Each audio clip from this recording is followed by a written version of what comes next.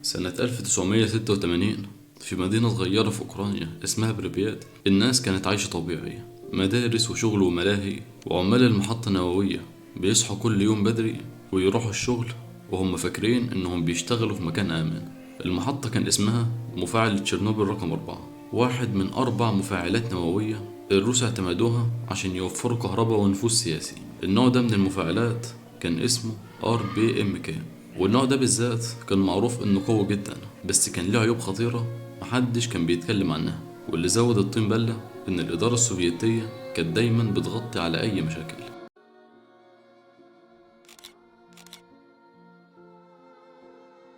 ندخل على يوم 26 أبريل سنة 1986. الوردية الليلية شغالة، والمفروض إنهم بيعملوا اختبار روتيني كان عبارة عن إنهم يشوفوا لو الكهرباء قطعت هل التوربينات تفضل شغالة كام ثانية لحد ما المولدات الاحتياطية تبدأ تشتغل.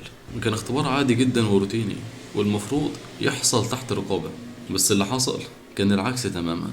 الناس اللي شغالة وقتها كان خبرتهم لسه قليلة، المهندسين الكبار مش موجودين، والاختبار اتأجل أكتر من مرة لأسوأ وقت ممكن لعمل الاختبار. قائد الوردية ساعتها كان اسمه أناتولي دياتلوف، كان راجل عنيد وبيتعامل مع الناس بفكرة نفذ وبس، على الرغم إن المهندسين قالوا له إن اللي بيطلبه خطر، إلا إنه كان مصر على اللي في دماغه. وهنا المشكلة بدأت.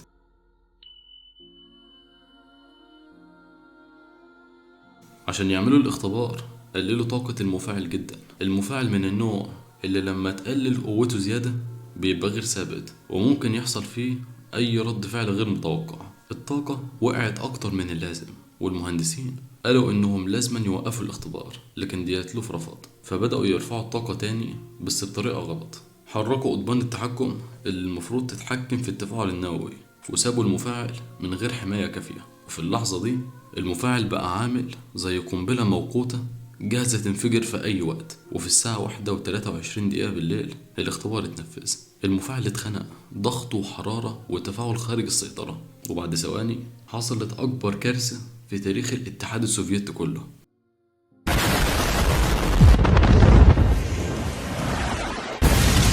ما كانش مجرد انفجار عادي، ده انفجار شال سقف المفاعل من مكانه، ورمى أطنان من المواد المشعة في كل حتة.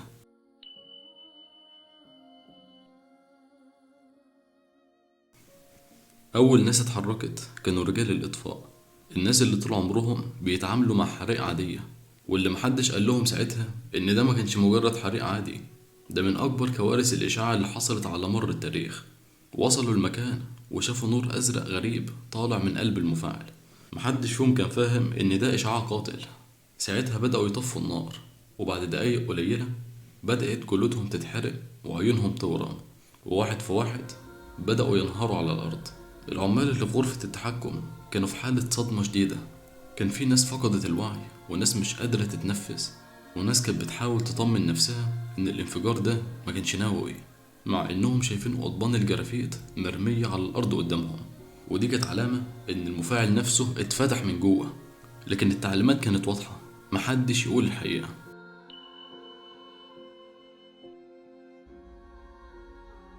في اللحظة اللي العالم كله كان محتاج يعرف إن في كارثة نووية، الاتحاد السوفيتي رفض يقول أي حاجة. المدن القريبة فضلوا عايشين عادي، الأطفال رايحين المدارس والناس في الشوارع، والغبار المشع بينزل على كل حاجة. اللي كانوا عارفين الحقيقة كانوا قليلين جدا، والحكومة كانت خايفة من الفضيحة، وسابت الناس في مواجهة الإشعاع من غير ما ياخدوا أي احتياطات. بعدها بساعات الناس بدأت تحس بزغللة وصداع وقاء، وبدأت الحالات تتراكم في المستشفيات. ومع كده لسه محدش أعلن رسميا إن في كارثة.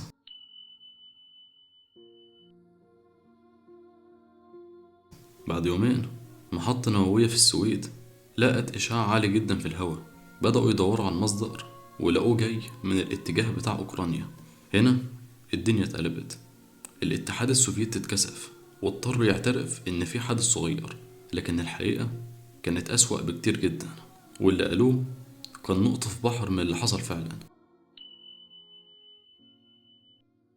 بعد 36 ساعة كاملة صدر قرار بإخلاء مدينة بريبيات. ركبوا الناس في أتوبيسات وقالوا لهم ارجعوا بعد 3 أيام. بس بعد اللي حصل محدش رجع تاني. المدينة اتقفلت لحد النهاردة، والشنط اتسابت والأكل في البيوت، صور الأطفال واللعب بتاعتهم كله متساب كأنه متجمد في الزمن. الإشعاع كان عالي جدا لدرجة إن الروبوتات اللي جابوها باظت من أول دقيقة. فاللي حصل إن الحكومة أمرت بإن الجنود يطلعوا فوق سقف المفاعل ويلموا قطع الجرافيت المشعة بإيديهم بس، وكان قدام كل جندي 40 ثانية بالظبط يمسك القطعة ويرميها ويطلع يجري. ناس منهم اتعرضت لجرعات إشعاع قاتلة، وفي اللي مات بعدها بأيام، وبرضه في منهم اللي عاش عمره كله بمرض شديد جدا. يعني تخيل معايا كده، كان أقل مرض ممكن تطلع منه من الحادثة ديت كان السرطان. ربنا يعافينا وإياكم طبعا. وبرغم كل ده محدش كان بيتكلم. بعد أشهر من التوتر، العمال بنوا تابوت ضخم من الحديد والخرسانة علشان يحبسوا الإشعاع جوه المفاعل. المكان اتدفن، لكن مش بمعنى إن المشكلة خلصت، ده كان مجرد غطا مؤقت، والإشعاع لسه موجود بالداخل لحد النهاردة. وفي 2016 اتبنى غطا جديد أكبر وأقوى، لأن القديم كان بدأ يتهالك. كارثة تشيرنوبل غيرت العالم، عشرات الآلاف اتأثروا بالإشعاع، ومناطق كاملة اتقفلت للأبد، وقوانين الطاقة النووية اتغيرت تماما. دول وقفت مشاريع نووية بسبب اللي حصل، والاتحاد السوفيتي نفسه اتعرض لضغط كبير جدا. وكانت الحادثة دي واحدة من أكبر أسباب انهيار الاتحاد السوفيتي. ولحد النهاردة تشيرنوبل بقت رمز للغلطة اللي تمنها كان حياة ناس كتير جدا.